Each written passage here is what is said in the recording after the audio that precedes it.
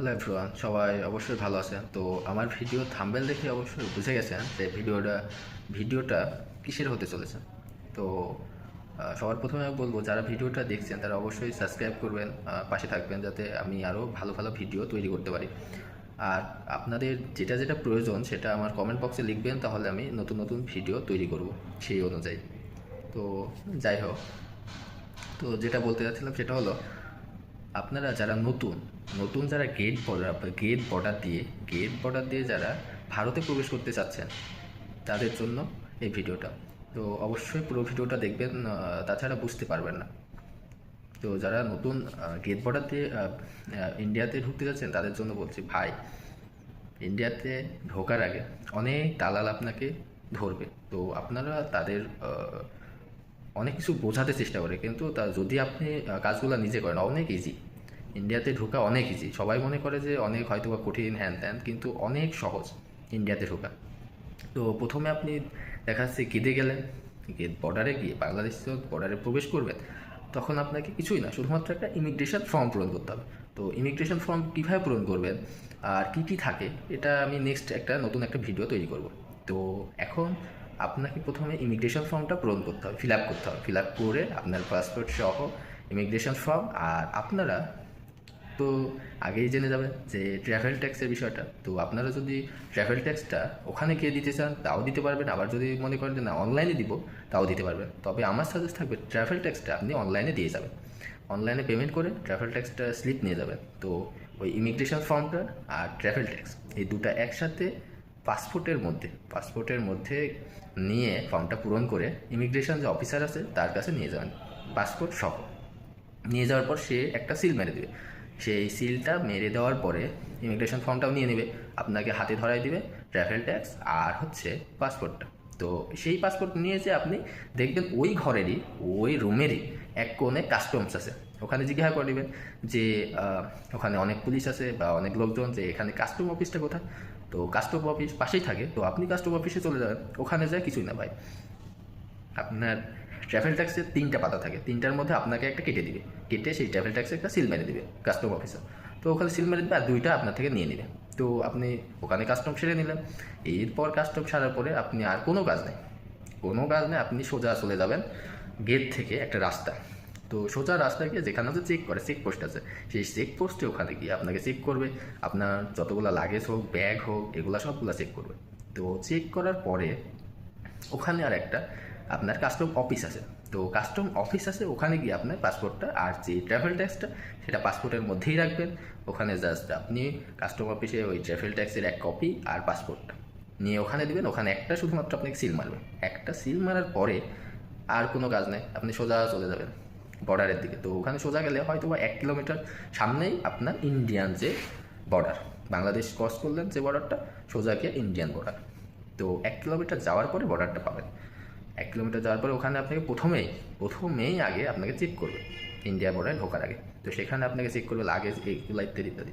প্রথমে আপনাকে চেক করবে, দেন তারপরে আপনাকে করবে কি, ওখানে আপনার যদি কোনো বেল্ট থাকে, সাপোজ ধরেন আপনার বেল্ট আছে, বেল্টটাও খুলে রেখে দিতে হয়, মানি ব্যাগটা খুলে রেখে দিতে হবে। আপনাকে একটা ড্রেস দিবে, মানে ড্রে দিবে আর কি, থালার মতো। সেই থালার মধ্যে আপনার যা পার্সোনাল, যা টাকা পয়সা, যা কিছু আছে সেগুলো সেখানে নিয়ে আপনাকে চেক করা হবে। তো চেক করার পরে ওখানে আবার একটা অফিস আছে কাস্টম, সেখানে আপনার পাসপোর্টটা নিয়ে সেখানে আবার আপনাকে একটা সিল মেরে দেবে। সিল মারার পরে দেন আপনি চলে যাবেন ইন্ডিয়ান বর্ডারে যেও ভাই ওই একই কাজ, এখানেও যেটা করলেন ইন্ডিয়ান বর্ডারে গিয়েও সেই সেম কাজ। প্রথমে আপনাকে ইমিগ্রেশন ফর্ম পূরণ করতে হবে, দেন তারপরে কাস্টমস। এই দুটা হয়ে গেলে আর কিছুই দেন। এখন কথা হচ্ছে যে আপনি ওখানে গেলেন ইন্ডিয়ান বর্ডারে, ওখানে জিজ্ঞাসা করে নেবেন যে কোন দিক দিয়ে যাব, কোথায় ইমিগ্রেশন ফর্মটা পূরণ করবো, বা কোথায় কাস্টম অফিস আছে, বা কোথায় ইমিগ্রেশন অফিস আছে। যদি জিজ্ঞাসা করে নিতেন, কিছু দূর গেলে 1 মিনিট থেকে 2 মিনিট গেলে আপনার মাইগ্রেশন অফিস এবং কাস্টম অফিস পাশাপাশি। তো ওখানে আপনি যদি বলেন যে আমি হচ্ছে ইমিগ্রেশন ফর্ম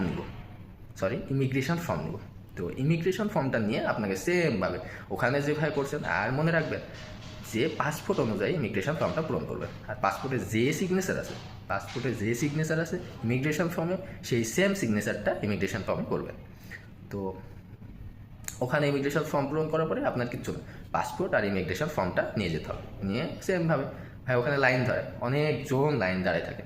তো সেই লাইনে আপনাকে লাইন ধরতে হবে। তো লাইন মেনটেন করে তারপরে ইমিগ্রেশন নিয়ে নেবে। ইমিগ্রেশন ফর্মটা যেখানে আপনার ভিসা আছে সেই পাতাতে রেখে, বই যেভাবে রাখে সেই পাতাতে ফর্মটা নিয়ে পাসপোর্ট সহ ইমিগ্রেশন অফিসারকে জমা দেবে।